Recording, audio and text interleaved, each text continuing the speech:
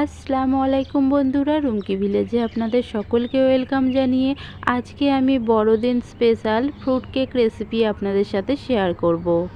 এটি বানানো যেমন সহজ, বাড়িতে থাকা খুবই কম উপকরণ দিয়ে আপনারা যে কেউ তৈরি করে ফেলতে পারবেন। এই রকম ফ্রুট কেক যদি বাড়িতে তৈরি করে খাওয়া হয়, আশা করছি দোকান থেকে কিনে খাওয়ার প্রয়োজন পড়বে না। বাড়িতে তৈরির কেকটা এতটাই মজাদার হয়। তো চলুন আমি ভিডিওটা শুরু করি। ফ্রুট কেক বানানোর জন্য আমি এখানে একটা বড় বাটির মধ্যে নিয়ে নিচ্ছি 1.5 কাপ পরিমাণে দুধ। দুধটাকে অবশ্যই আগে থেকে ফুটিয়ে একটু ঘন করে নিতে হবে। আর নিয়ে নিচ্ছি 1 কাপ পরিমাণে চিনি।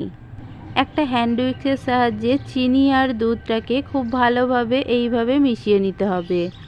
দুধের সাথে চিনিটা যখন পুরোপুরি মিশে যাবে তখন আমি এখানে 1/2 কাপ মতো সুজি নিয়েছি, সেটা এর মধ্যে দিয়ে দিচ্ছি। আর নিয়েছি 1 বাটি মতো ময়দা।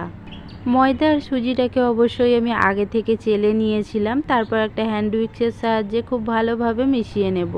এইভাবে কিছুক্ষণ মেশানোর পর এখানে আমি কিছু ড্রাই ফ্রুটস অ্যাড করব। এখানে আমি নিয়েছি কিছুটা মোরব্বা কুচানো, নিয়েছি কাজু বাদাম, আলমন্ড বাদাম, এখানে এমনি নর্মাল কিশমিশও নিয়েছি আর কয়েকটা ব্ল্যাক কিশমিশ নিয়েছি। এখন এই সব কিছু আমি এর মধ্যে নিয়ে হ্যান্ড উইক্সের সাহায্যে খুব ভালোভাবে আবারও মিশিয়ে নেব। একটা একটা করে জিনিস দিয়ে এইভাবে ভালো মতো ফেটিয়ে নিতে হবে। এবার দিয়ে দিচ্ছি 1/2 কাপ মতো সাদা তেল। রেগুলার যে রান্না করি সেই তেলটাই আমি এখানে ব্যবহার করছি। আপনারা চাইলে সাদা তেলের পরিবর্তে ঘিটাও ব্যবহার করতে পারেন। এইভাবে তেলটা দেওয়ার পরেও খুব ভালো মতো মিশিয়ে নিয়েছি। দেখুন তেলটা একদম পুরোপুরি মিশে গেছে। তারপর আমি এখানে কিছু টুটি ফুটি অ্যাড করব। আপনারা চাইলে কালারিংও নিতে পারেন। তো আমার হাতের কাছে শুধু রেড কালারটাই ছিল, তাই আমি এটা দিয়েই এই কাজটা করে নেব। টুটি ফুটির ওপরে সামান্য একটু ময়দা দিয়ে এইভাবে মাখিয়ে নিচ্ছি। এইভাবে ময়দা দিয়ে একটু মাখিয়ে নিলে একটার সাথে আর একটা লেগে যাবে না। দেখুন কত সুন্দর ঝরঝরে হয়ে গেল। আপনাদের হাতের কাছে যদি টুটি ফুটি না থাকে তবে এর মধ্যে নাও দিতে পারেন, কোনো অসুবিধা নেই। তবে দিলে কিন্তু কালারটাও যেরকম সুন্দর আসবে, খেতেও বেশ ভালো লাগবে। এইভাবে কিছুক্ষণ মিশিয়ে নেওয়ার পর আমি এখানে দিয়ে দিচ্ছি 1 চামচ মতো বেকিং পাউডার আর দিয়ে দিচ্ছি 1/2 চামচ মতো বেকিং সোডা। বেকিং সোডা আর পাউডারের ওপরে সামান্য একটু আমি দুধ দিয়ে দিলাম। তারপর খুব ভালো মতো মিশিয়ে নেব। এইভাবে সব কিছু মেশানো হয়ে গেলে আমি এখানে ফ্লেভারের জন্য 1/2 চামচ মতো ভ্যানিলা এসেন্স দিয়ে দিলাম। তারপর আবারও কিছুক্ষণ হাতের সময় নিয়ে খুব ভালো মতো সব কিছুকে মিশিয়ে নিচ্ছি। এই কেকের ব্যাটার যত ভালোভাবে এইভাবে ফেটানো হবে তত কিন্তু কেকটা স্পঞ্জি নরম হবে আর ফুলবেও খুব সুন্দর। ব্যাটারের ঘনত্বটা ঠিক এরকম রাখতে হবে।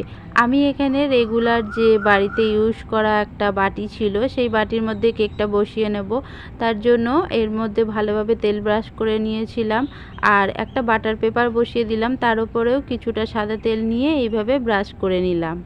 দেখুন কেকের বাটিটার পুরোটাতেই আমি ভালোভাবে সাদা তেল মাখিয়ে নিয়েছি। এখন আমি কেকের যে ব্যাটারটা রেডি করে রেখেছি সেটা এর মধ্যে ঢেলে নিলাম। এবারে এইভাবে ঠুকে ঠুকে একটু ট্যাগ করে দিচ্ছি যাতে ভেতরে কোনো রকম হাওয়া না ঢুকে থাকে।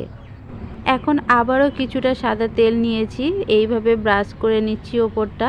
এতে করে কি হবে, ওপরটা একদম ড্রাই হয়ে যাবে না। আর এদিকে আমি গ্যাসটা অন করে একটা কড়া আগে থেকে ঢাকনা দিয়ে গরম করার জন্য বসিয়ে রেখেছিলাম। এখন এর মধ্যে এরকম ধরনের একটা স্ট্যান্ড বসিয়ে নিলাম।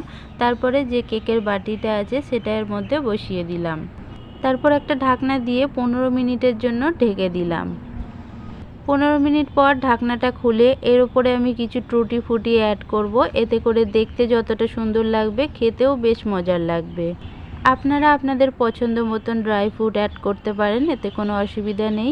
আমি বেশ কিছুটা টুটি ফুটি দিয়ে দেওয়ার পর ওপর থেকে আবারও কিছুটা তেল ব্রাশ করে নিলাম। আবারও ঢাকনা চাপা দিয়ে 30 মিনিটের মতন আমি কেকটিকে বেক হতে দেব। 30 মিনিট পর আমি খুলে দেখে নেব। দেখুন কত সুন্দর কালার এসেছে আর কত সুন্দর কেকটা বেক হয়েছে। কিছুক্ষণ ঠান্ডা হওয়ার পর আমি একটা প্লেটের মধ্যে নিয়ে নিলাম। কেকের বাটিটা একটু ঠান্ডা হয়ে যাওয়ার পর দেখুন কেকটা সাইড থেকে নিজে নিজেই ছেড়ে গেছে।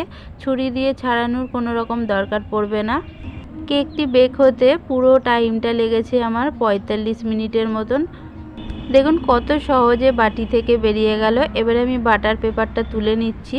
কালারটা যতটা সুন্দর হয়েছে খেতেও কিন্তু ততটাই মজার হবে। কতটা স্পঞ্জি নরম হয়েছে আর ভেতরটা কতটা জালিদার হয়েছে আশা করছি আপনারা দেখেই বুঝতে পারছেন।